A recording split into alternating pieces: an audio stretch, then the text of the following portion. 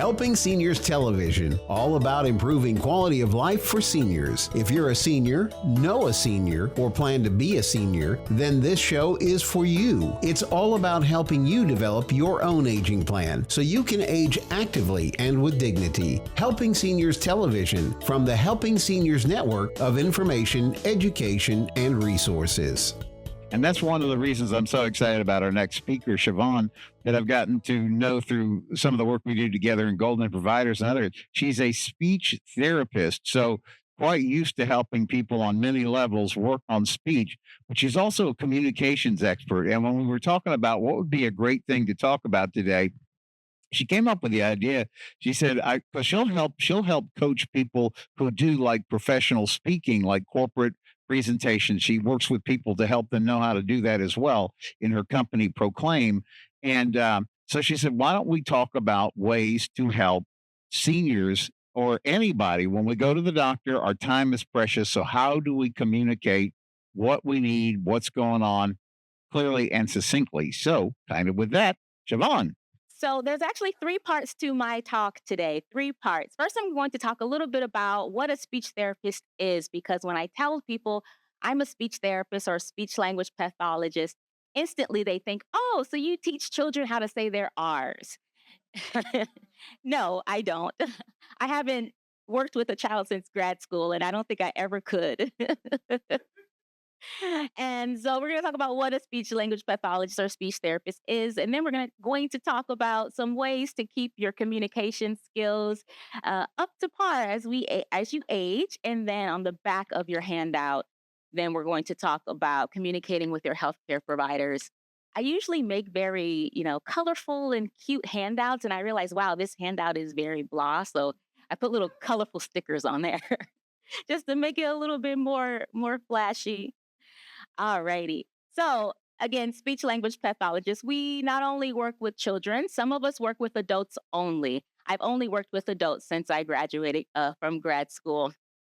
So there are therapists that call themselves medical speech language pathologists. How many have heard of that term before? One person. Okay, one person has heard of medical speech language pathologist. So we mainly focus on medical settings, skilled nursing facilities, hospitals, outpatient rehab facilities. And again, many of us work with adults only. So when you think of a speech language pathologist or speech therapist, think of someone who works on not only communication, but also voice. We can also work with individuals on cognition meaning memory, attention, problem solving, things of that nature.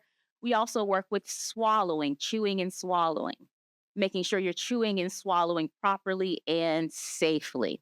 So that in a nutshell is what we do.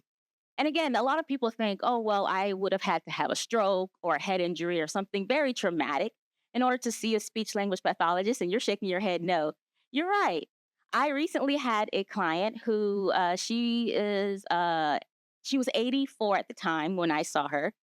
And she said, my voice has changed as I have aged, and your voice will change as you age. And she said, I don't want to sound like a little old lady. She's a very, yeah, she's a very active lady who's active in her gym with her friends and her family. But she noticed sometimes it's hard to hear her in a noisy restaurant. Or, sometimes at the end of the day, her voice just got tired. She's like, is there anything I can do about that?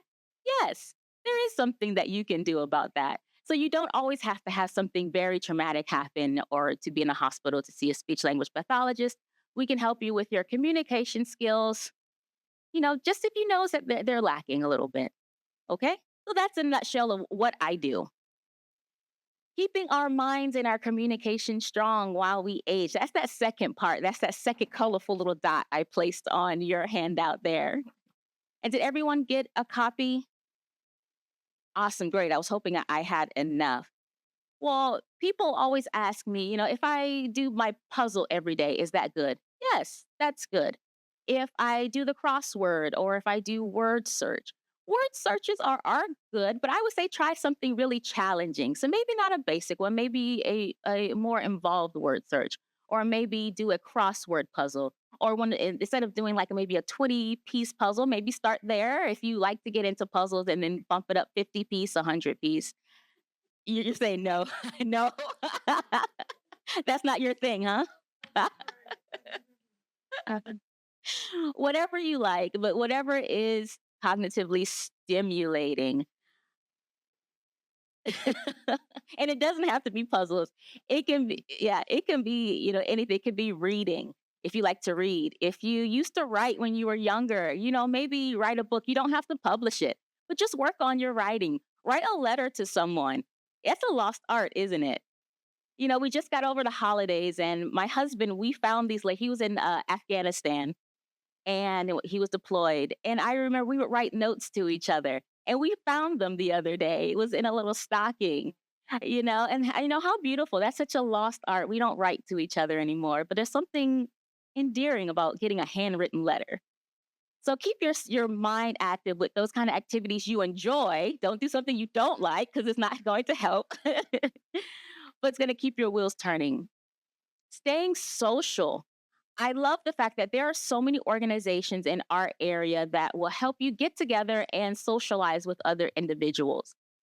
I'm in Palm Bay, and just in my area alone, there's the Sunflower House, there's the Center for Family and Caregivers. There's I hope I'm not botching the name, but I think it's called the Palm Bay Senior Center. Greater Palm Bay Senior Center. All these places are available where you can get together with other individuals and communicate and engage in activities that will keep your mind sharp, but you're not doing it alone. Bingo? Ah, where do you go for bingo? Oh, you don't do bingo, but that's an example. Ah, great example though, bingo.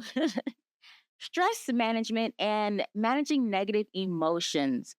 Now, I remember speaking to someone about, because I'm relatively new to Brevard County, but I remember speaking to someone who said that finding mental health help is a bit hard here in our county, but it's so important. And I think now it's it's becoming less of a stigma. Before, you never wanted to tell someone if you're feeling blue or feeling down, or oh, I'll just lean on my faith, which is great. But there's also other people. There's faith-based people. There's mental health counselors that can help us when we're feeling a little down and a little blue. And it's something that you don't have to feel afraid to talk to your family, friends, or your healthcare provider about anymore, right?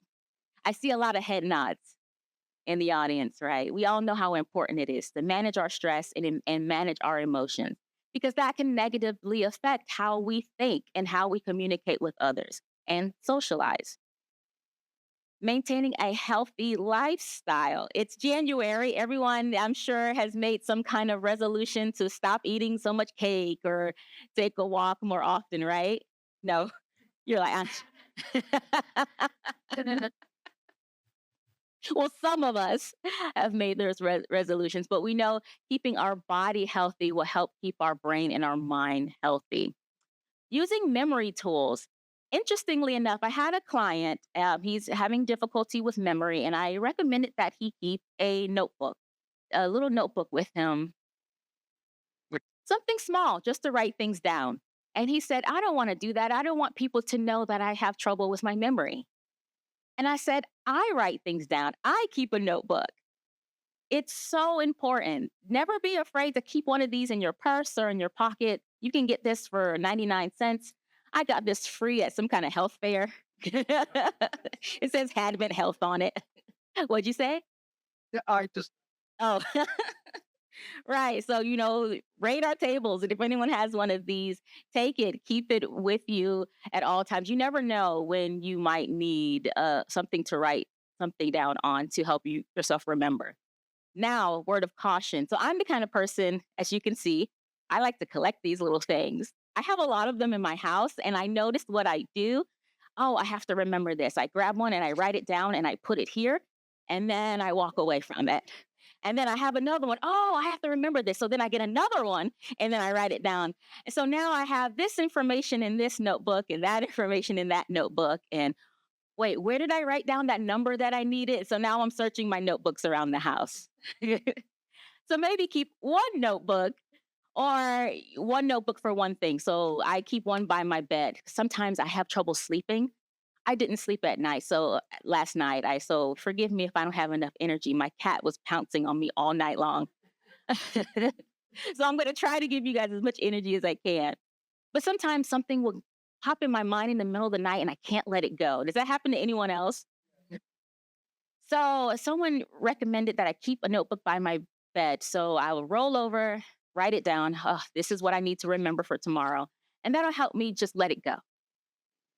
But then I have another notebook in my office, in my home office, that's for my important things that I need to remember for my business. So they have different purpose. So I'm not just writing business stuff in my memory notebook by my bed. I'm not doing a putting my grocery list in my business notebook. Continuous learning is so important. My mom, she's so funny. She retired and she wanted something to do. She didn't want to just stay home and watch TV. So she decided she wanted to learn how to sell insurance. So yeah. So she got a book and she was studying, and just studying her little heart out. She's over 65, studying her little heart out, took the test, passed the test. I was so proud of her.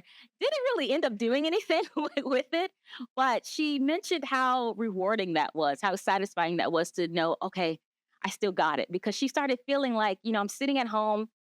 She's watching Korean dramas. We like watching Korean dramas, and I went out the other day and I tried to talk to someone and I couldn't find my words. And I realized, oh my gosh, I'm losing my words. She used to speak to people all day long when she was working. Years later, after retiring, she said, I don't feel as comfortable in conversation anymore. So find something that you can, like, even if you don't use it, even if you don't become a realtor or an insurance broker. Just something to keep your mind going and to keep you talking to other people about something new. And finally, have regular hearing and vision checks. Now, what would a vision check have to do with communication? How many people know that we communicate with our eyes in more than one way? You see my eyes, you see how, my emotions are reading on my face, but I'm actually looking at your face and determining, are you really, are you really paying attention to me? Or, we might say something that's happy, but our eyes are saying something sad, right? But I have to be able to see that. Yeah. So vision and hearing checks are very important. Of course, hearing, obviously, to be able to hear under other individuals. All right. How are we doing? All right. Hey.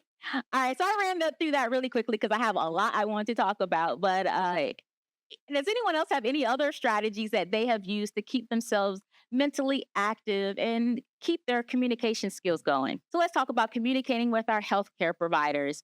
And yeah, Carrie was mentioning that we were talking about, what should I talk to this group about?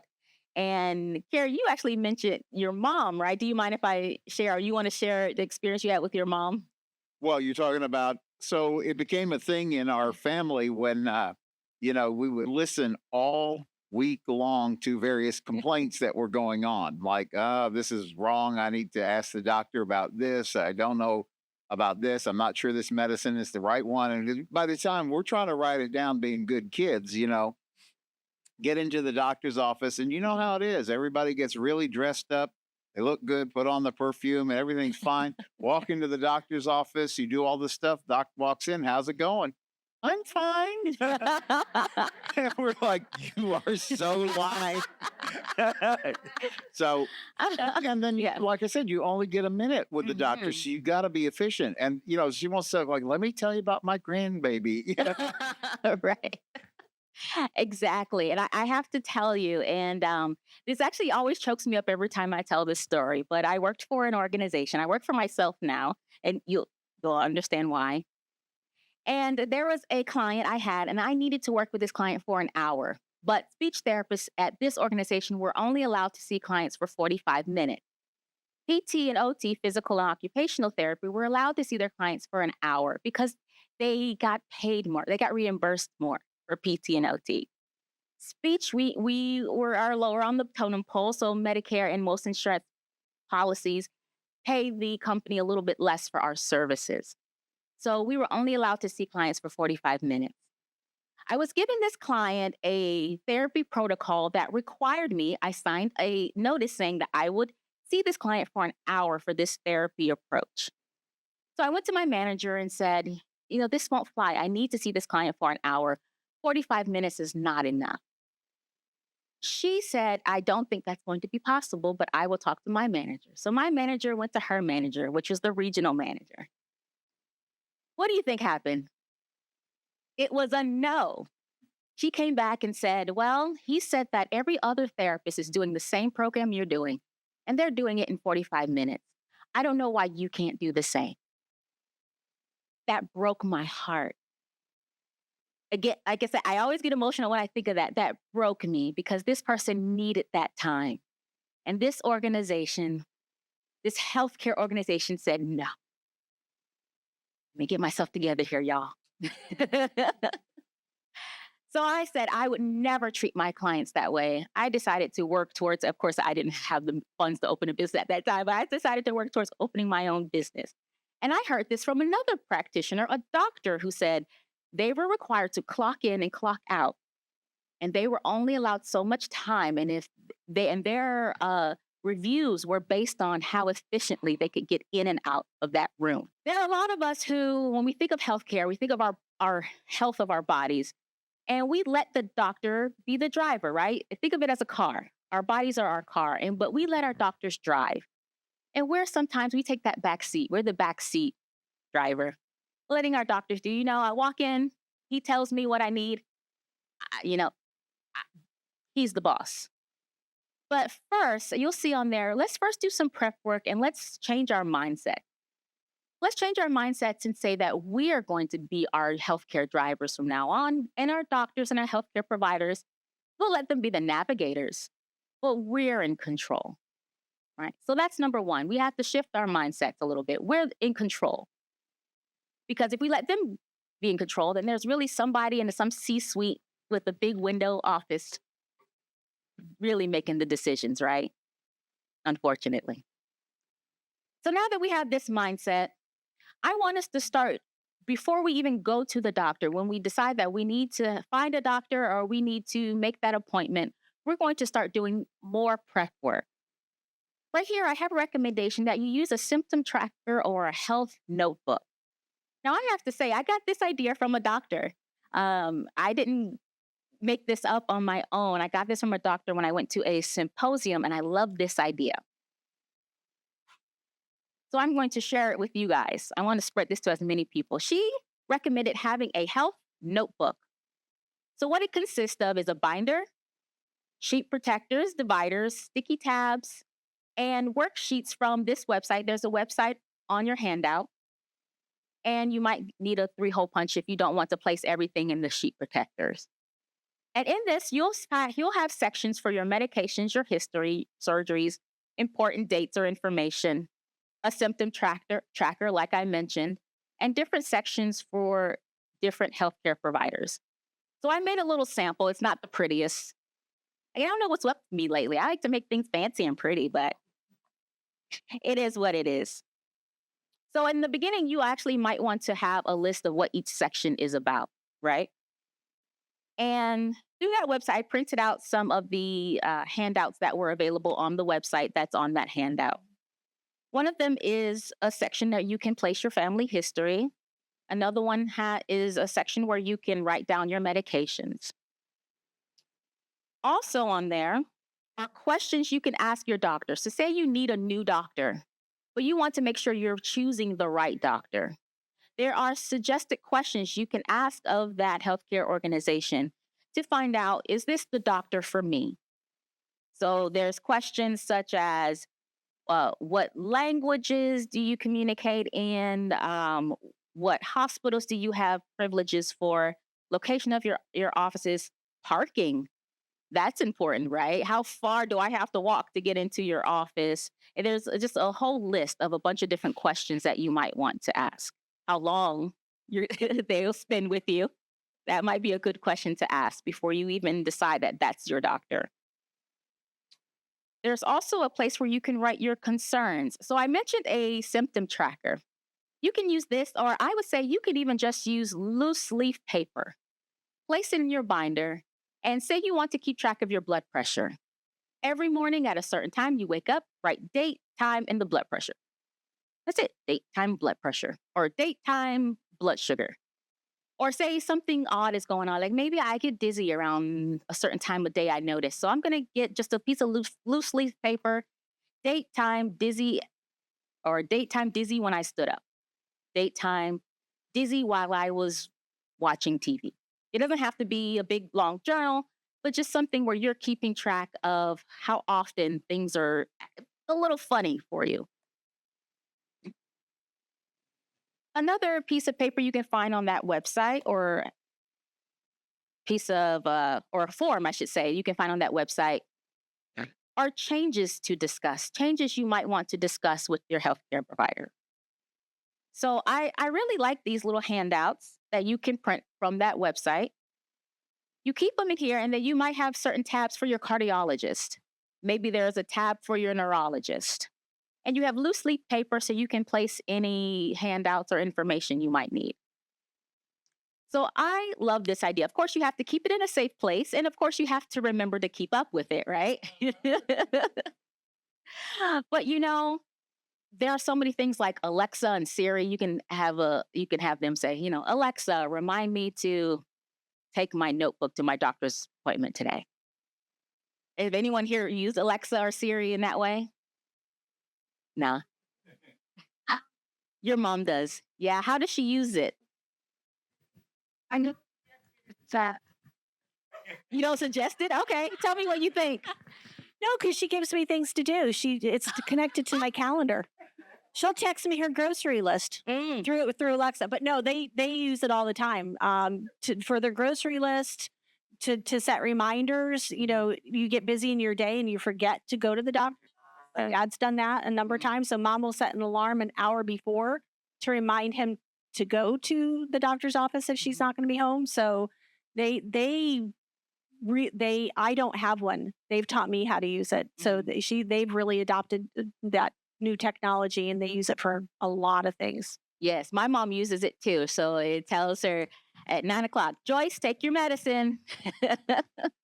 So yeah, Alexa and Siri, I look into it because they're really cool, good tools. So you're writing down your concerns. Now, what else I recommend that you do before you even step a foot into that doctor's office is to make a ranked list of all of your concerns, most important to least important. Why should you do that? Well, again, I hope my mom doesn't see this. I'm talking about her a lot. My mom was having stomach aches every morning around the time she ate her breakfast, but she was just thinking, oh, it's just my medication. It's no big deal.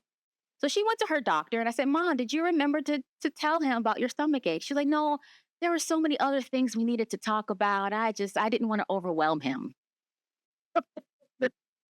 Yes, I didn't want to overwhelm. There was just so many things.